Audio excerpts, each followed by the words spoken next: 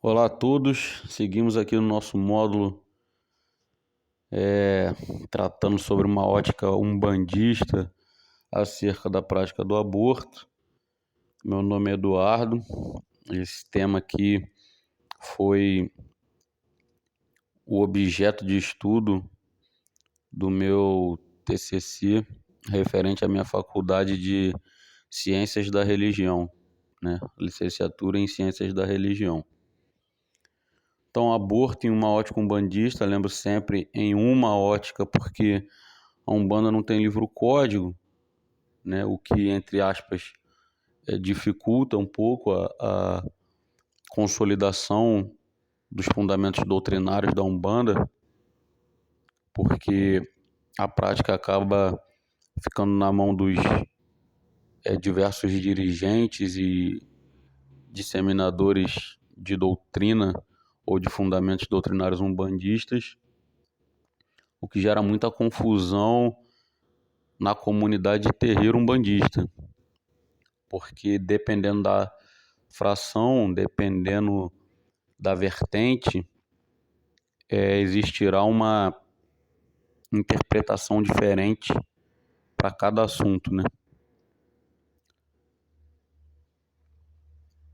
Então iniciamos aqui o nosso terceiro módulo, né, que é falar sobre o aborto propriamente dito.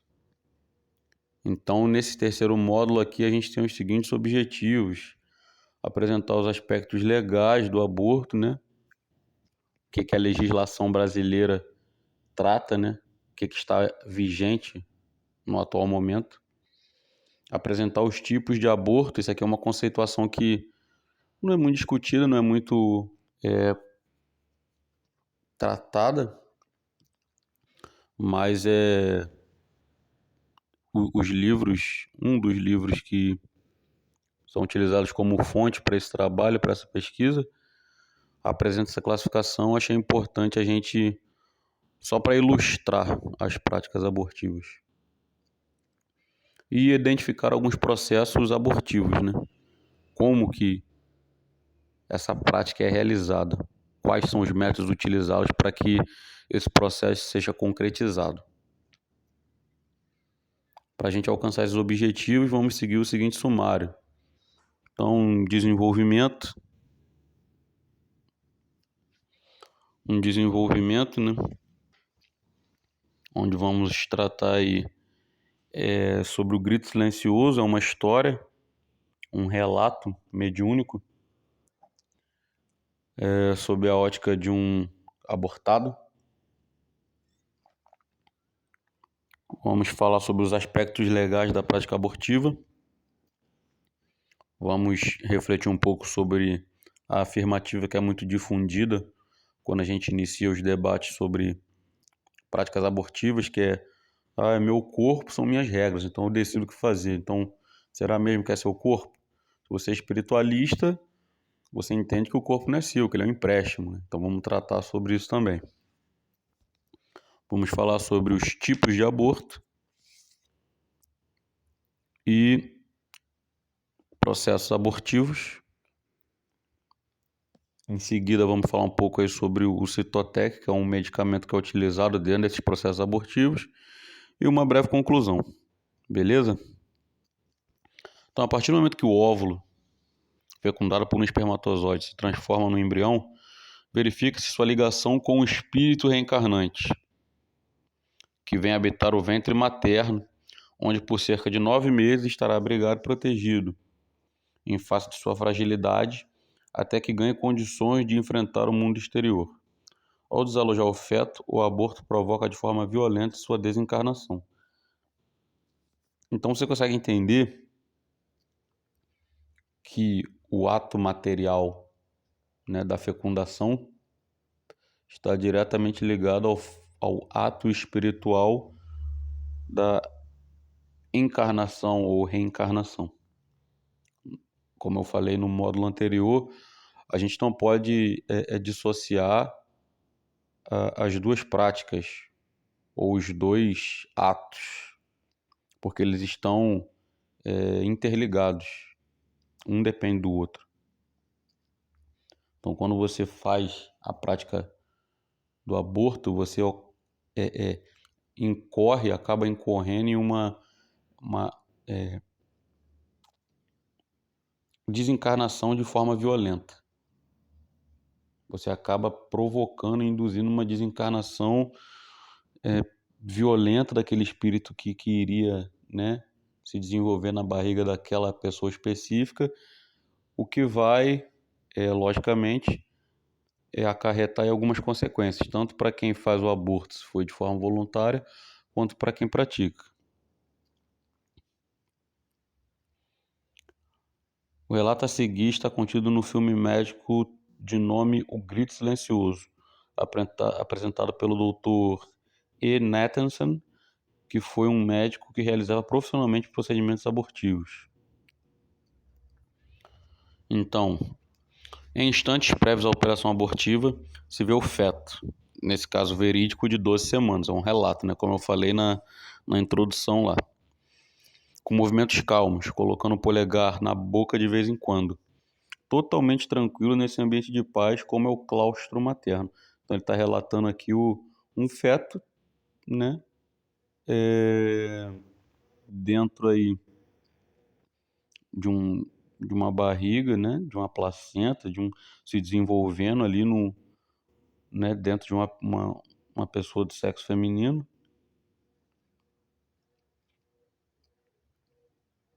E posteriormente ele vai relatando as reações desse feto ante o aborto iminente, né? Então, ao introduzir o abortista no útero o primeiro elemento metálico, procurando a bolsa amniótica para seu rompimento, o novo ser perde seu estado de tranquilidade. Então, a partir do momento que o médico ou o técnico de enfermagem ou, enfim, a pessoa que está fazendo aquele procedimento ali inseriu dentro da gestante um objeto metálico para iniciar o processo de aborto, o feto ele já começa a sentir, até porque ele está ligado, né, diretamente àquela mãe, e ele acaba sentindo os estímulos, a pessoa fica nervosa, a pessoa, né, o batimento cardíaco aumenta, a adrenalina, então o feto acaba sentindo as sensações que aquela mãe está, né, durante o processo de aborto. Então ele perde naturalmente seu estado de tranquilidade.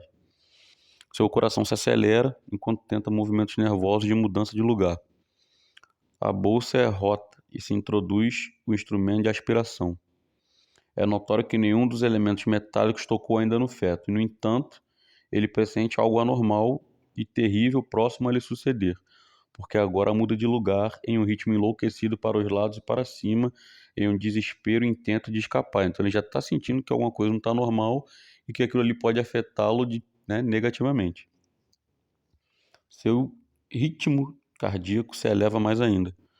Quando o mental já está quase a tocá-lo, encolhe todo o seu corpinho até o limite superior do útero, e sua boca se abre desmesuradamente. Aqui é alcançado pela aspiradora, que desde suas extremidades inferiores o vai succionando e até o destroçando até ficar somente a cabeça, que não passa pelo conduto de aspiração. A cabeça, né, é triturada então com uma espécie de tenaz, que vai retirando os pedaços do que foi um ser humano aterrorizado, que ainda desde a desigualdade de condições fez o impossível para não morrer, e no instante final, abrindo sua boca ao máximo, como um último intento de expressão humana, ainda desconhecida e prematura, porém com natureza, de pedir auxílio, mas a quem? Então, nesse relato, que é um relato verídico, né, a gente percebe a violência que é esse método né, processo abortivo, né, que envolve a sucção do feto. É de uma violência muito grande, muito grande. E existem estudos, né, que relatam, que a gente viu ali no início dessa narração aqui, que aquele feto tinha 12 semanas E existem estudos aí que afirmam que com 12 semanas o feto ele já tem estímulos de dor, ele já sente dor. Então, durante todo esse processo de sucção, aquele feto ele está sentindo a dor, né, da sua forma física sendo triturada, do objeto metálico ali puxando, succionando ele. Então, a gente consegue mensurar aí, mesmo que no nosso imaginário, né, a dor que aquele ser ali em formação sente ao passar pelo processo abortivo. Então vamos tratar agora sobre os aspectos legais. No Brasil, atualmente, o aborto é considerado uma prática criminosa. Existem várias discussões e projetos de lei que tentam descriminalizar a prática do aborto, mas ainda 2022, né, que é quando eu estou gravando esse vídeo aqui, nada concreto ainda, certo? Sendo então, ainda em 2022, tipificado como crime no Código Penal brasileiro. Então, o artigo 124 ele traz o seguinte: aborto provocado pela gestante com ou sem, ou pela gestante, né? Ou com o seu consentimento. Então, ela mesma realizar através da ingestão de chá, através de pancadas, através de escaldapés, etc. Tipo, práticas abortivas, né? Ou alguém com o conhecimento ou com a habilidade ou com, enfim, autorização dela provocar nela este aborto. Então, o artigo 124. Provocar aborto em si mesmo ou consentir que outro lhe provoque, pena de detenção de 1 a 3 anos. Aborto provocado por terceiro, né? Então, nesse caso aqui, a mulher queria ter o filho, a pessoa queria ter o filho, mas tinha uma outra pessoa, um terceiro, que não desejava ter esse filho. Então, ele empurra a mulher da escada, exemplo esdrúxulo, né? Empurra a mulher da escada, ou dá um golpe contundente na região da barriga, ou coloca algum comprimido abortivo aí na bebida ou misturado numa comida, provocando o aborto dessa pessoa. Então, reclusão de 3 a 10 anos, né? Tudo depende da circunstância, das consequências que vão causar na pessoa, etc. Provocar aborto com o consentimento da gestante. Então, reclusão de 1 a 4 anos. Então, acaba meio parecido com o 124, né? Porque tem a ação de um terceiro e com consentimento da gestante. Então, aplica-se pena do artigo anterior se a gestante não é maior de 14 ou é alienada ou débil mental, ou se o consentimento é obtido mediante fraude, grave ameaça ou violência. Então, muitas das vezes, em violência aqui não necessariamente violência física, né? Pode ser violência psicológica, às vezes a pessoa, o camarada lá, ele não queria ser pai, ele não se sente pronto para ser pai, psicologicamente ou financeiramente, e ele começa a ofender a pessoa ou criar cenários onde aquela pessoa seria prejudicada ou desprestigiada, ou, enfim, ele agride, né, psicologicamente aquela pessoa e induz ela a dar um consentimento que, de fato, ela não teria dado em condições normais. Então, reclusão de 1 a 4 anos, certo? O 124 aqui, ele tem também o consentimento, né? Ó, consentir que outrem lhe provoque. Então também tem essa participação de terceiros.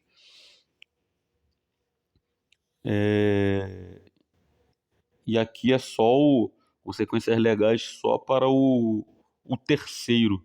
No 124, quem sofre as consequências é a gestante que permitiu e o terceiro que foi o agente provocador, e aqui é o relativo a pessoa que realiza a prática do aborto propriamente dito. Então, forma qualificada. O artigo 127 ele traz o seguinte texto: as penas combinadas nos dois artigos anteriores são aumentadas de 1/3 se, em consequência do aborto ou dos meios empregados para que esse aborto fosse realizado, a gestante sofrer lesão corporal de natureza grave e são duplicadas por qualquer dessas causas sobrevém a morte. Então a gente viu naquela narrativa lá que existe um processo de sucção, é um dos meios, né, um dos processos abortivos. Então, dada a violência, né, daquele processo, a gestante pode sofrer aí perfurações do útero, ela pode sofrer mutilações na genitália. Então, tudo isso aí se enquadra nessa forma qualificada aqui do artigo 127, né?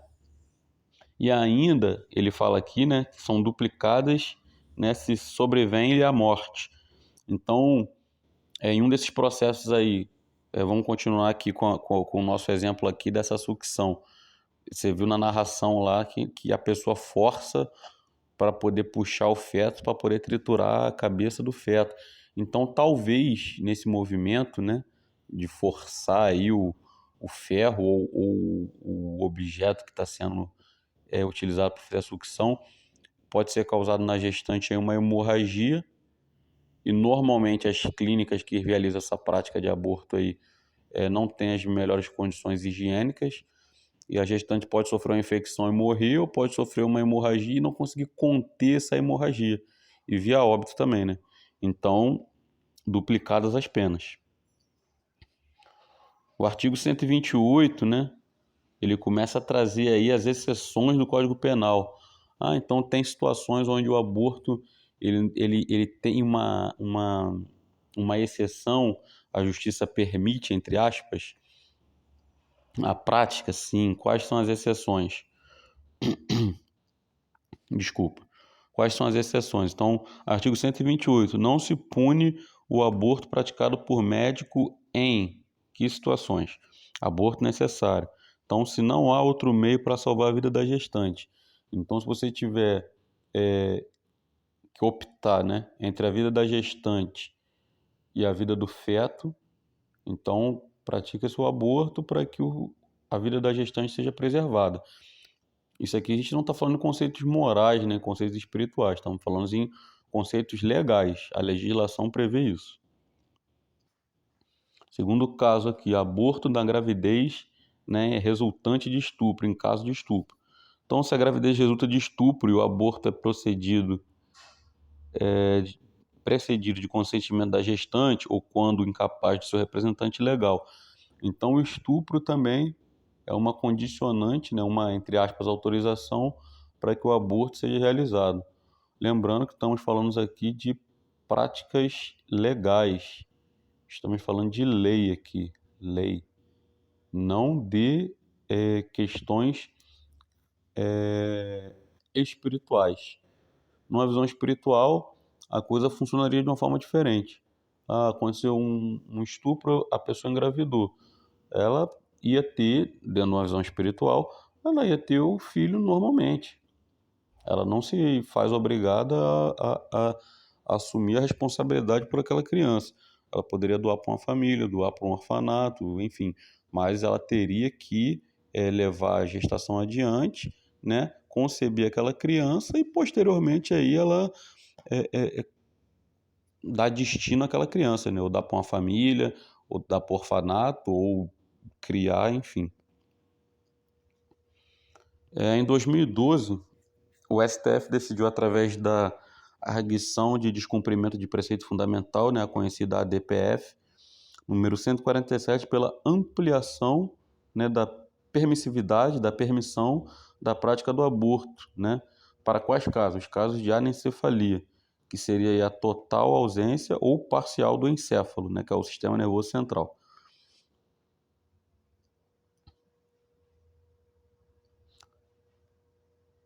Né? Ok. Como a prática do aborto é caracterizada como crime pelo Código Penal, acaba sendo também um ato infracional, né? Porque diferença entre crime e ato infracional. Ato infracional para menor de idade, né? Então está tipificado lá no ECA, né, que é o Estatuto da Criança e do Adolescente, que trata aí como criança e adolescente pessoas de 12 até os 18 anos de idade. Então, dessa forma, sua prática por menores de idade também gera consequências, que são previstas no artigo 112 do ECA. qual que é o texto que ele traz.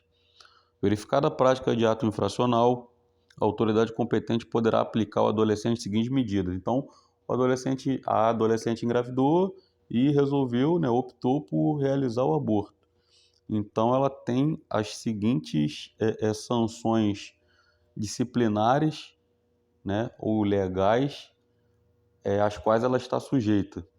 Então, advertência, obrigação de reparar o dano, prestação de serviço à comunidade, liberdade assistida, né, que seria aí como uma liberdade condicional, né, no caso do crime do adulto, inserção em regime de semi-liberdade, internação em estabelecimento educacional, tem alguns conhecidos aí como Fundação Casa, né, FEBEM, essas coisas aí, e qualquer uma das previstas no artigo 101, do 1 ao 6, certo? A medida aplicada ao adolescente levará em conta sua capacidade de cumpri-la, as circunstâncias e a gravidade da infração. Quem vai determinar isso aí? O juiz, né? Quem estiver julgando a ação que vai determinar isso aí. Em hipótese alguma e sob pretexto algum será admitida a prestação de trabalho forçado. Não existe no Brasil esse tipo de punição para criança e adolescente. Os adolescentes portadores de doença ou deficiente mental receberão um tratamento individual especializado no local adequado às suas condições. Pode acontecer também, né? A gente já viu pessoas que têm problemas mentais sendo abusados e sexualmente vindo aí a engravidar, ou enfim.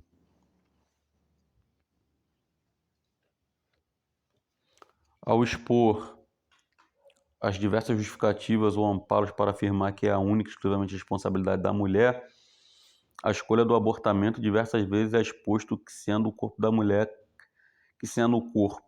mulher, cabe unicamente a ela a decisão. Corri na leitura aí, mas o que isso aqui quer dizer, né? Acabamos aí de ver as questões legais do Código Penal referente aí e do ECA referente às práticas do aborto. Agora a gente vai entrar numa máxima que é muito divulgada toda vez que a gente fala nas práticas abortivas ou toda vez que tem os debates a respeito da permissividade do aborto no âmbito legal, que é o meu corpo, minhas regras. Isso é muito batido. É meu corpo, minhas regras, eu que decido. Né? Então, muitas vezes esse argumento é exposto, é colocado como argumento válido para debate e para que essa prática seja autorizada legalmente, mas aqui a gente está tratando de uma ótica umbandista sobre o aborto, né? Como espiritualistas que somos, né?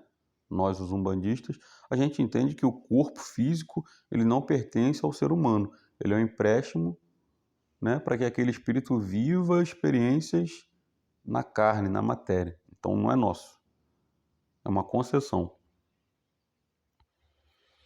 Como espiritualista umbandista, deve ele entender que o corpo físico não lhe pertence, é o que eu falei, é uma concessão, sendo ele instrumento para cumprir etapas evolutivas, para resgatar faltas passadas. Em alguns casos, aí, dependendo do grau evolutivo do espírito, é para ajudar outras pessoas neste plano encarnado. Então, o corpo físico ele é uma concessão, ele é uma ferramenta de trabalho. Ele não pertence à pessoa para ela fazer o que ela quiser a seu bel prazer, ok? Não sendo da pessoa o corpo, deduz-se de maneira óbvia que muito menos o ser que gera em seu ventre lhe pertence. Ora, se o meu corpo não é meu, então o corpo que eu gero dentro do meu corpo, muito menos. É uma questão elementar, uma questão muito óbvia. Para nós que somos umbandistas, para nós que somos espiritualistas, ok? Então as ligações familiares são combinadas pelos espíritos antes das reencarnações, não existindo acidentes quando tratamos de planejamento espiritual. Então, as pessoas que já tiveram a oportunidade de ler algumas das obras do Chico Xavier, então vai ver que existe muito disso. Divaldo também. Vai ver que existe muito disso. Espíritos que se ligam, né? São companheiros e se ligam dentro da mesma família material para um ajudar o outro, ou espíritos que foram adversários em outra existência que se ligam na mesma família para poder resgatar suas faltas cometidas no passado. Então existe todo um planejamento familiar no âmbito espiritual que precede a encarnação. E quando a prática abortiva ela é realizada de maneira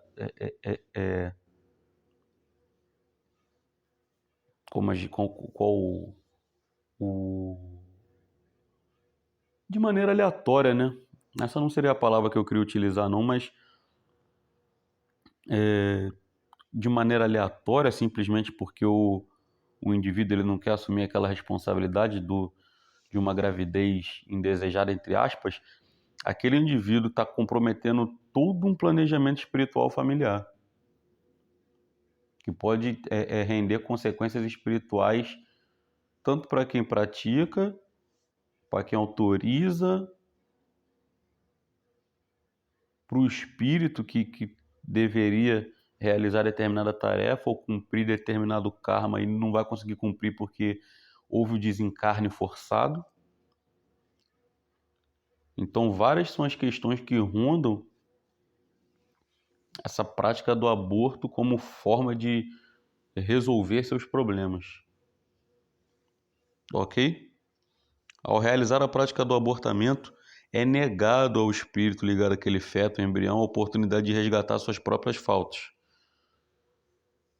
Você está interferindo diretamente no destino, na missão daquele espírito abortado. Você não sabe quem está ali. Imagina, a tua esposa, sei lá, engravidou,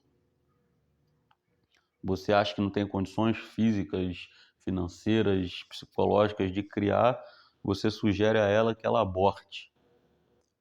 Mas tu não sabe quem é que está ali na barriga dela. Talvez aquele cara ali fosse o cientista que iria descobrir a cura da AIDS. Talvez aquele camarada ali fosse um jogador famoso que ia ganhar muito dinheiro e ia ajudar muita gente através de projetos filantrópicos. Talvez aquele camarada ali ia ser um líder, ou aquele embrião ia ser uma mulher que ia ser um líder mundial que ia unir as nações, que ia acabar com guerras. Então, você não sabe. Você não sabe. Então, talvez, na ânsia de resolver o seu problema, você atrasa a vida de muitas pessoas. Então, essa é uma visão muito importante que o espiritualista ele tem que ter quando a gente parar para refletir sobre práticas abortivas. Vamos tratar agora sobre os tipos de aborto.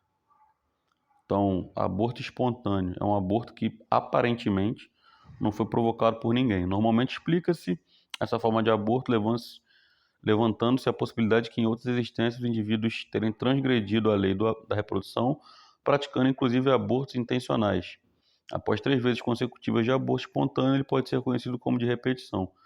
Então, esse aborto aqui a gente entende como um aborto que seria o aborto, entre aspas, né? Vamos colocar entre aspas aqui, previsto na espiritualidade. Então, um aborto que não teve vontade da pessoa que está grávida, não teve vontade da pessoa que participou da geração do feto, a pessoa simplesmente, sem motivo nenhum, perdeu a criança. Então essa é uma situação onde a gente entende que houve um objeto espiritual, né, uma ação espiritual envolvida no processo. Talvez aquela pessoa ali, em uma vida anterior, praticou muitos abortos, ou foi uma profissional de saúde que praticou muitos abortos. Nessa existência, ela quer ser muito mãe, ou quer ser muito pai, e não consegue em virtude de seus karmas. Ok? Aborto social é aquele realizado com o intuito de não deixar a criança nascer, fruto do que é conhecido como gravidez indesejada. Nesse rol, identificamos como exemplos condição financeira, gravidez em idade precoce, medo de demissão. Então, muitas das vezes o aborto social ele incorre em adolescentes, né? Ah, a pessoa não está na idade, muito jovem, vem a família e faz o aborto ou induz a fazer o aborto. A pessoa às vezes está grávida, está recém contratada no emprego, tem medo de ser demitida e faz o aborto para não perder o emprego, né? Ou a pessoa acha que não vai ter condições financeiras de criar aquela criança. Essa é uma das práticas que estão inseridas no aborto social. Aborto estético é aquele realizado em virtude da mãe ou usar seu corpo para fins de trabalho ou possuir pelo próprio corpo demasiado apego. Então aquela pessoa acha que engravidar é uma deformidade, que ela está deformando seu corpo, ela se vê mais feia quando ela está grávida. Então isso aí pode ocorrer na pessoa que é muito vaidosa, né, tem muito apego, né, pelo seu corpo, ou a pessoa que utiliza seu corpo para atriz, modelo, etc. Usa o corpo, garota de programa, usa o corpo como forma de ganhar sua remuneração. Aborto eugênico ou eugenésico, né? É aquele realizado em virtude de existir no feto alguma anomalia física ou psíquica de acordo com pensamentos de seus genitores, influenciaria negativamente no transcorrer da vida daquela futura criança. Então a criança tem alguma deformidade, né? Microcefalia, macrocefalia, ou vai crescer com alguma deficiência física ou psicológica, ou ainda, né? Vamos pegar um exemplo aqui que também é um exemplo possível, hoje em dia menos do que antigamente, mas é um exemplo conhecido de aborto por causa de relacionamento interracial, né? Então, às vezes, a mulher branca teve um relacionamento com um homem negro e a família não aprovava, uma família racista, e não quer ter um neto negro, não quer, sabe? E induz a pessoa, obriga a pessoa a abortar para não ter um neto negro, né? Para não comprometer, entre aspas, a sua linhagem. Um típico pensamento racista, né? Hoje em dia vemos isso aí com menos frequência, mas já existiu isso e eu não duvidaria de que isso acontecesse em alguma parte do Brasil ou do mundo, tá? Tem maluco pra tudo. Aborto moral ou sentimental é aquele realizado em virtude de ter sido a mulher vítima de violência sexual, né? Então a pessoa realiza o aborto porque toda vez que ela olhar para aquela criança, ela vai lembrar né, do ato de violência, né, do estupro. Aborto terapêutico ou necessário é aquele realizado em virtude de complicações durante a gestação que venham comprometer a integridade física da gestante. Então, o aborto moral e o aborto terapêutico são os únicos contemplados aí pelo Código Penal, né? Que é em caso de risco de vida da gestante e em situação de estupro. Vamos tratar aqui um pouco sobre processos abortivos. Ninguém consegue mensurar a capacidade que a mente humana possui em criar soluções para as diversas problemáticas do dia a dia. Então, o ser humano brasileiro, principalmente, ele é muito criativo para criar soluções para os seus problemas, né? Para os seus percalços. Não seria diferente no que diz respeito aos processos abortivos. Dessa forma, podemos citar os seguintes processos. Então, mecânico direto. É um processo comum e se aplica ocasionando algum tipo de traumatismo na gestante. Então, pode ser traumatismo vaginal, tamponamento ou irrigação, traumatismo no colo uterino, dilatação pelo espéculo, pela laminar ou pelo dedo. Então, entraria aqui aquele processo lá de inserir o ferro para poder fazer a sucção, etc. Traumatismo do ovo, que aí seria a punção, o descolamento, curetagem e a sucção. Então, todos esses processos abortivos são processos abortivos mecânicos diretos, né? É mecânico porque tem ação direta, que tem ação, né? E direto porque o profissional, a pessoa ali que está diretamente ligada ao processo abortivo, seja através de ferramentas, né, ferros ou pela própria mão, né, como fala ali o dedo, né, pela própria constituição física. Então, mecânico direto. Qual que é o mecânico indireto? Você vai usar uma ferramenta, só que essa ação ela não corre diretamente no útero ou na região vaginal, como a gente viu no processo direto, né? Um exemplo desses são as sangrias e os escaldapés, né? Que também são alguns exemplos de processos abortivos. Processo abortivo térmico. Então, é um processo que se caracteriza por empregar alterações drásticas de temperatura na região do ventre, buscando-se causar danos ao feto. Então, a pessoa pode botar uma compressa, né, de água quente, uma bolsa de água quente, ou uma compressa de gelo, e esse fato aí, esse ato vai alterar drasticamente ali na região do ventre a temperatura ali onde está o feto, né, naquela região do ventre e acaba provocando indiretamente um aborto. Processo abortivo psíquico é um processo que se caracteriza por empregar sustos, choques morais, sugestões, atos de terror que são aplicados por aqueles que não desejam que a gravidez determinada da mulher siga adiante. Então, o que é isso aqui? Então, a pessoa muitas das vezes ela tenta atacar a mulher psicologicamente, desestabilizar a mulher psicologicamente, através de palavras, através de sustos, através de sugestões, para que aquela mulher ela venha a passar mal ali e, consequentemente, seja induzido um processo abortivo. E o processo abortivo químico, né? Que é um dos mais, se não for o mais, é um dos mais utilizados. É um processo que se caracteriza por empregar agentes na indústria farmacêutica ou dos gênios da natureza para realizar abortamento via indireto. Então aqui a gente tem aqueles chás abortivos, a gente tem comprimidos que induzem o aborto, né? Todos eles inseridos aí em processos químicos, né, de aborto. Aí a pessoa fala, a pílula do dia seguinte ela é um procedimento, um método abortivo. Até quem para acompanhar aí alguns pastores têm alguns questionamentos teológicos que versam aí sobre a pílula do dia seguinte, né, o comprimido, enfim. Então a pílula do dia seguinte pode ser considerada um processo abortivo? Não. Por que não?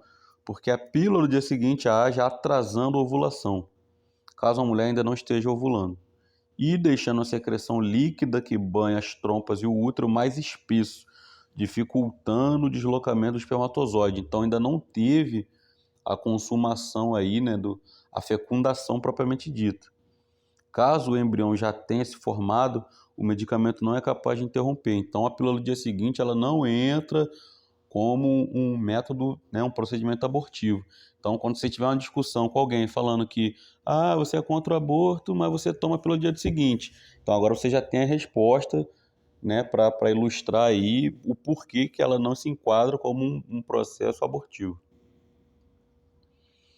Então, vamos falar um pouco sobre o Cytotec, que é um dos comprimimentos aí amplamente utilizados nas práticas de aborto. Então, esse medicamento é amplamente utilizado, entretanto, não foi criado para este fim. Criado na década de 1970, o Cytotec foi criado para tratamento de úlceras gástricas, pois através da substância misoprostol, que é a substância que está, né, no comprimido Cytotec, ocorre um bloqueio da secreção do ácido gástrico, induzindo a produção de muco, protegendo a parede do estômago do indivíduo. Então, o misoprostol é uma substância que aumenta as contrações uterinas, levando a gestante ao aborto. Após aproximadamente 2 horas de ingestão do comprimido, inicia-se o processo de sangramento, sinalizando a expulsão do feto. Então, vocês conseguirem entender mais ou menos como é que funciona o comprimido, né? O comprimido ele não foi criado para aborto, ele foi criado para úlceras gástricas, né? Quando a gestante ela toma esse comprimido, ele vai induzir as contrações e posteriormente aí ao processo de abortamento, a expulsão do feto. Então, após aproximadamente 2 horas da ingestão, inicia-se o processo de sangramento, sinalizando a expulsão do feto. Aumenta o risco para a mulher se essa for anêmica e tiver um processo hemorrágico intenso. Então, pode ver aqui que o comprimido ele pode levar ao óbito dependendo da individualidade da pessoa grávida. Aumenta ainda o perigo caso o feto não seja completamente expelido ou se o útero se romper. Aí pode ocasionar hemorragia propriamente dita, pode ocasionar aí, infecção generalizada e a pessoa grávida pode morrer aí através dessa infecção, somente vai ficar os restos ali do feto, né? Existe ainda a possibilidade de não ocorrer o aborto, que irá gerar consequências físicas no bebê, né? Então, se não acontecer o aborto, o que vai acontecer? O bebê ele vai se desenvolver com deformidades, né? No Brasil existem relatos de casos de lesão fetal grave, como amputações de membros e lesões faciais. Dessa forma, então, o comprimido ou ele vai matar o feto, ou ele vai causar no feto lesões que comprometem aí a sua constituição física. Chegamos aí à nossa conclusão, né? Então, a prática do aborto acaba se tornando uma saída imediatista, por quem não consegue contemplar a forma como a espiritualidade se processa na vida do indivíduo. Então, a pessoa só vê o material, o ato material, e não se dá conta de que todas as suas ações terão uma consequência. Imagina a consequência que você vai trazer para a sua vida ao abortar uma pessoa que seria um próximo prêmio Nobel, ao abortar uma pessoa que seria o próximo milionário que poderia acabar com a fome, o próximo presidente que poderia unir nações. É uma consequência muito grave que você vai trazer para a sua vida. Verificamos os tipos, os processos e as consequências legais do ato do aborto. Entretanto, para os espiritualistas, que nós, todos umbandistas somos, mais graves são as consequências espirituais. Então, é mais grave a consequência espiritual do que a consequência legal. O que será verificado, o que será exposto no módulo a seguir. Então, eu acho que ficou muito claro aí, quando a gente para falar de aborto, né, quais são as consequências legais do aborto. Então, ainda não é autorizado legalmente.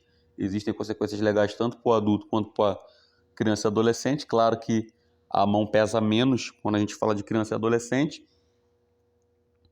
mas a gente viu que tem consequências.